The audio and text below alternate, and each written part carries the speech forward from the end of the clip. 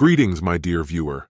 This is a channel about marital infidelity and about the consequences if one spouse starts to cheat on the other. If you, as well as I do, support true family values and condemn cheating, then subscribe to the channel and give this video a like. Let's get started. My name is Jeremy. I'm 36, just an ordinary guy, neither strikingly handsome nor unattractive. I never put much stock in appearances, and I assumed my wife, Whitney, felt the same way. Or at least, that's what I had always believed. We had been married for 5 years, and life was stable. My career was on track, we had a comfortable amount of savings, owned a home, and had plenty of plans for the future. Everything seemed solid. Whitney, however, was someone people noticed. She was tall, effortlessly graceful, with piercing blue eyes and golden blonde hair. Whenever she walked into a room, heads inevitably turned. She never appeared to care about the attention, or so I thought. Then came the night that shifted everything. It was a relaxed birthday gathering, just friends drinking wine and indulging in the kind of late-night conversations that wander into strange territory. We were sitting in a circle, talking about aspirations, future plans, and eventually, kids. That's when Whitney said something that made my stomach drop. "If I ever had a child, I'd want them to have different genes," she remarked casually. For a brief moment, silence filled the room. My mind scrambled to make sense of her words. Did she actually mean that? Before I could respond, she let out a quick laugh and waved it off. "Oh, I didn't mean it like that," she said with a grin. "I was just joking. I mean, imagine if we had a kid with Scandinavian genes. Tall, blonde, blue-eyed. He'd probably look like a model, right?" A few nervous chuckles rippled through the group, everyone eager to move past the awkwardness. I forced a smile, trying to match the tone. "Sure," I said, attempting to sound amused. "Maybe we'll get some Viking strength in there too."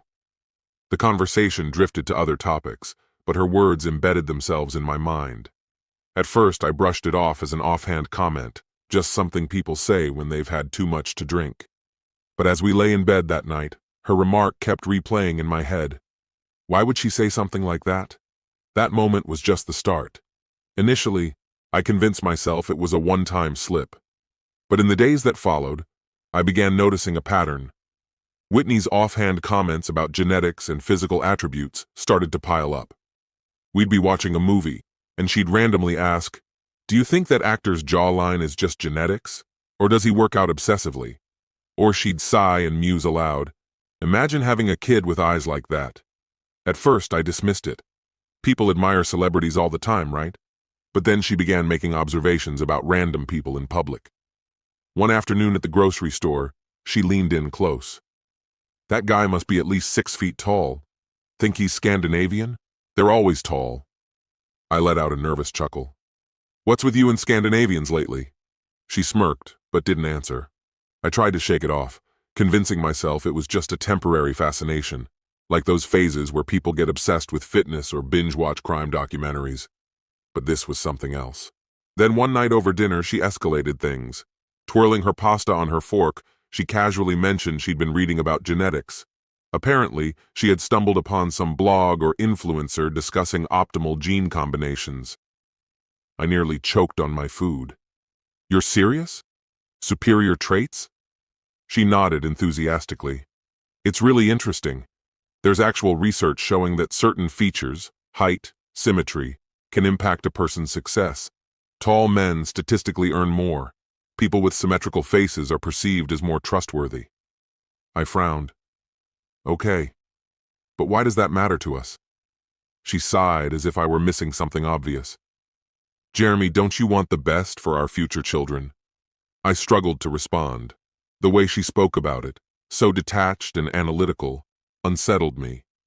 I changed the subject, but an uncomfortable feeling lingered.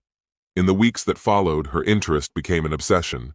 She spent hours online, watching videos of so-called genetic experts and reading about inheritance patterns. She even started tracing her own ancestry, proudly pointing out her Scandinavian lineage.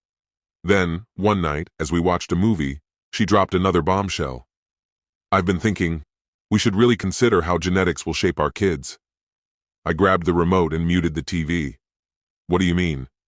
She spoke as if discussing vacation plans. I mean, if we want to give our children every advantage, we should be strategic.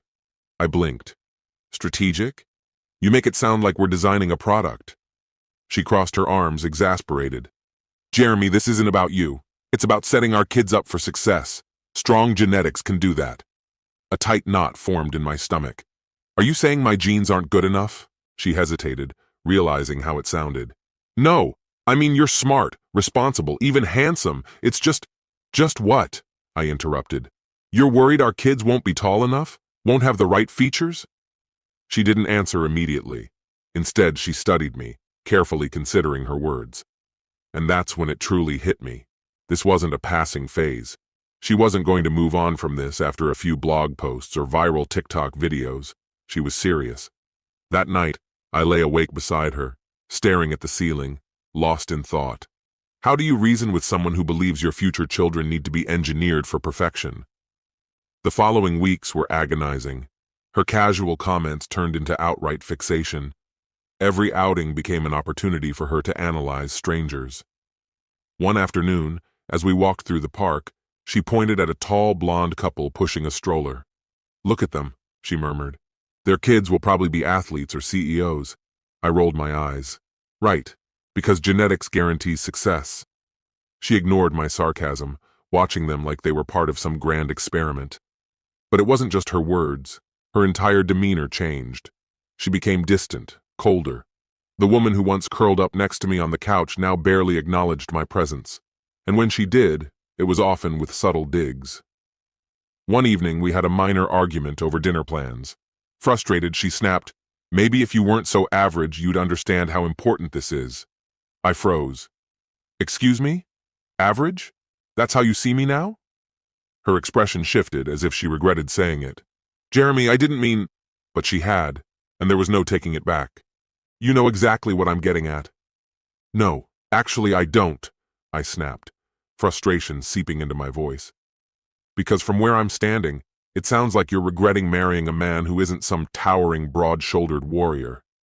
She exhaled sharply, crossing her arms as if bracing herself. I'm worried. Worried about what? That our kids won't have the same advantages as others, she admitted, her voice tight with unease. The world is already tough enough.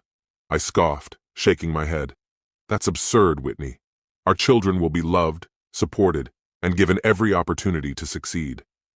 But she wasn't ready to let go of this misguided belief, clinging to it like it was an undeniable truth. Silence settled between us, thick and suffocating. I could see it in her face. She wasn't going to back down. And me? I was caught between the urge to shake some sense into her and the impulse to just walk away. From that moment, everything began to unravel. Whitney pulled away, withdrawing emotionally, as if she had already decided I was genetically unfit. She bombarded me with statistics. Taller men earn more. Symmetrical features inspire trust. It was relentless, exhausting, and utterly dehumanizing. One night I couldn't hold back any longer. So let me get this straight. You think I'm not suitable to father your children because I don't meet some arbitrary genetic checklist? If that's how you feel, why the hell did you marry me, Whitney? She hesitated, her expression softening just slightly.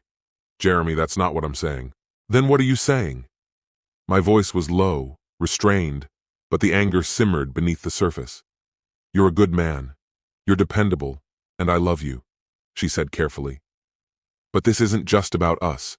It's about the future. A hollow laugh escaped me. So I'm good enough to be your husband, but not good enough to be the father of your children. Got it. The betrayal hit deep. That night, I didn't even bother climbing into bed. Instead, I lay on the couch, staring at the ceiling, wondering how we got here. This wasn't the woman I had fallen in love with. The woman I married didn't care about superficial nonsense like this. Now, she felt like a stranger. And for the first time, I had to ask myself, was this the beginning of the end? Her obsession only deepened. She spoke about genetic advantages as casually as discussing weekend plans, as if she hadn't already gutted me with the notion that I wasn't enough. Then, one night, she crossed a line I never saw coming. We were sitting in the living room, barely acknowledging each other. I flipped through channels, trying to avoid another argument when she spoke up. Jeremy, I've been thinking. Dread curled in my stomach. Oh, this should be good. I muted the TV and turned to face her. Thinking about what? She hesitated before dropping the bombshell.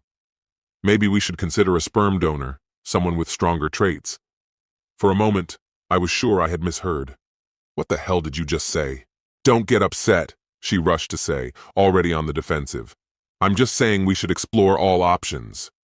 Blood roared in my ears as I shot up from the couch, pacing the room. Options? You mean replacing my DNA with another man's? Do you even hear yourself? Jeremy, please, calm down, she pleaded, as if I was the one being irrational. It's not like I'm suggesting I sleep with someone else. It's just a medical procedure. A bitter laugh escaped me. Oh well, that makes everything so much better. Thanks for the clarification, Whitney. Now I totally feel secure knowing you'd rather create a designer baby than have one with me. She folded her arms, her frustration evident. You're twisting my words. You refuse to see my point. No, I see it perfectly, I shot back, my voice laced with bitterness. You've made it clear that I'm not good enough, that our children need an upgrade because the thought of them resembling me is unbearable to you. She rolled her eyes. You're being dramatic. I let out another humorless laugh. Dramatic? You've spent months obsessing over this, throwing statistics at me, making comparisons, and now you're actually suggesting a sperm donor. If anyone is being dramatic, it's you. She stood, meeting my gaze. I'm not trying to hurt you, Jeremy. I just want what's best for our children. Why can't you understand that? Because you've lost touch with reality, I shouted. You've let this obsession warp your mind, and you don't even see the damage you're causing. Do you even care how this makes me feel? For a second, I thought I saw realization flicker across her face, but it was too late. The damage was done. I couldn't unhear her words. I needed space.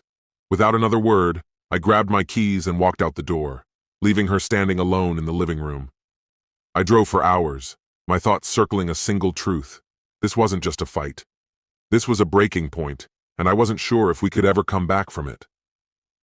When I finally returned, Whitney was waiting, exhaustion evident in her face. Are you planning to stay out all night from now on? She asked quietly. I didn't hesitate. I'm considering it. I brushed past her, heading straight for the spare bedroom.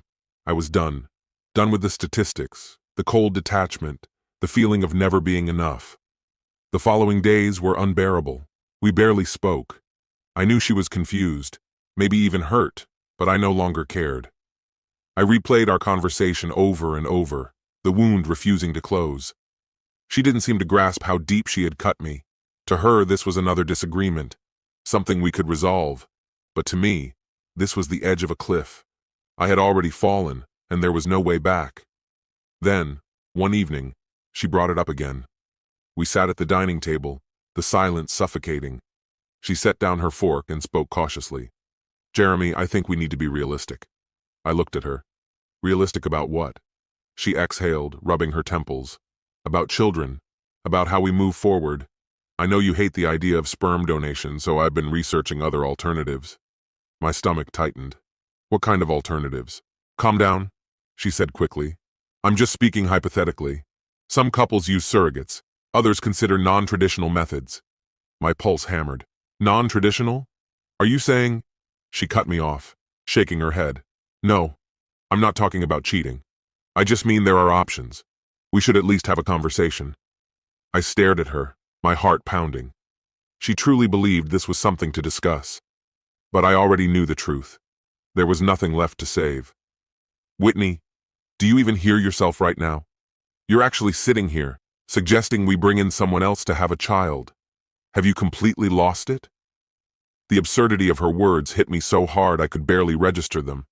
She hesitated, as if only just realizing how ridiculous she sounded, then forced a nervous laugh, waving her hand as if that could somehow undo what she had just said. You're blowing this out of proportion.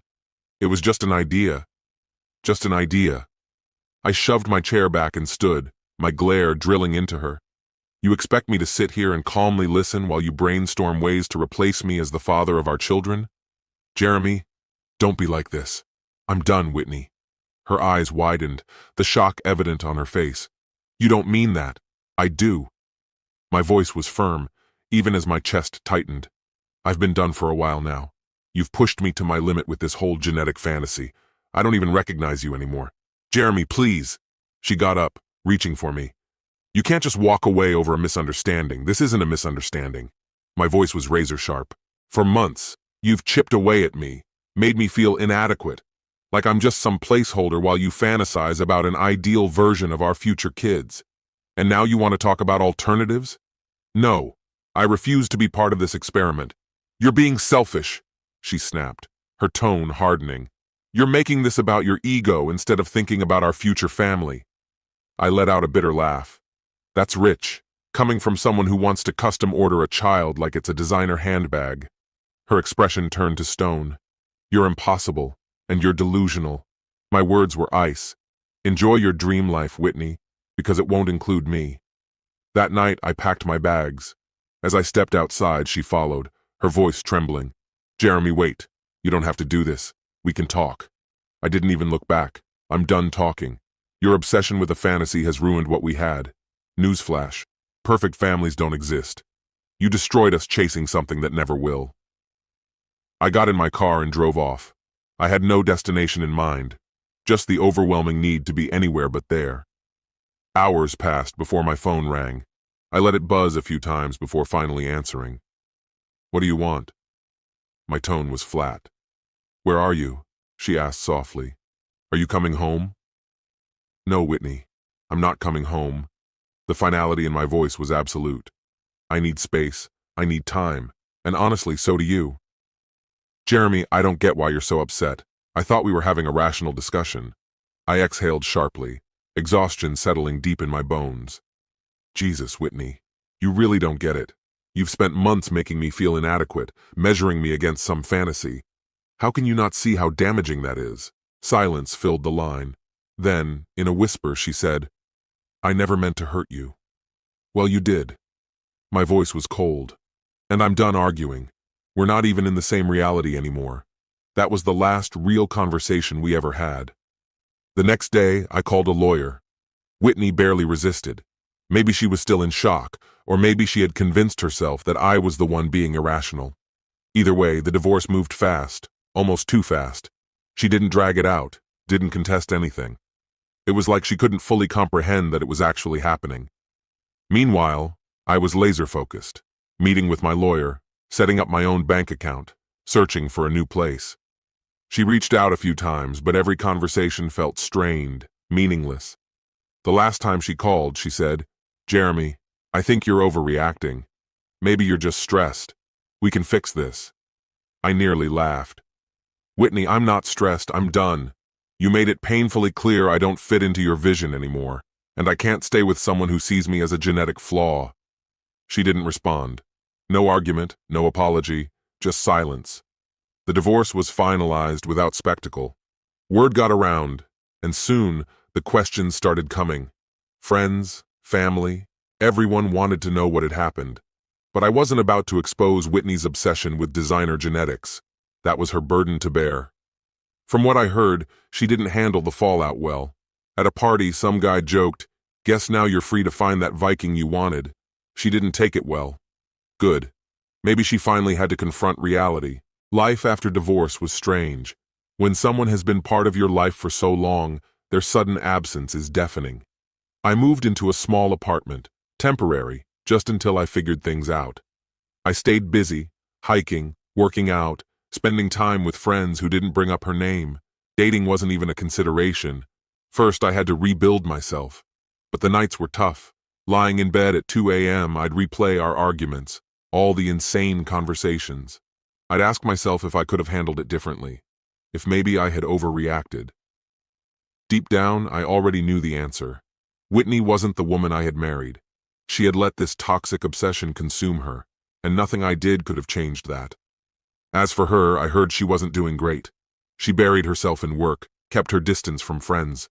The social butterfly had clipped her own wings. She tried reaching out a few more times, sending messages like, "Can we talk?" And I've been thinking about everything. I never responded. I wasn't going back. I wasn't reopening wounds that had finally begun to heal. I often wondered if she ever truly understood the damage she had done. But that was no longer my problem. I was moving forward, one step at a time. And honestly, I felt lighter, free, no more impossible expectations, no more competing with an illusion, just me, and that was more than enough. My friend, and this is the end of the story. If you liked this story, then put your royal like and subscribe to the channel. May the force be with you.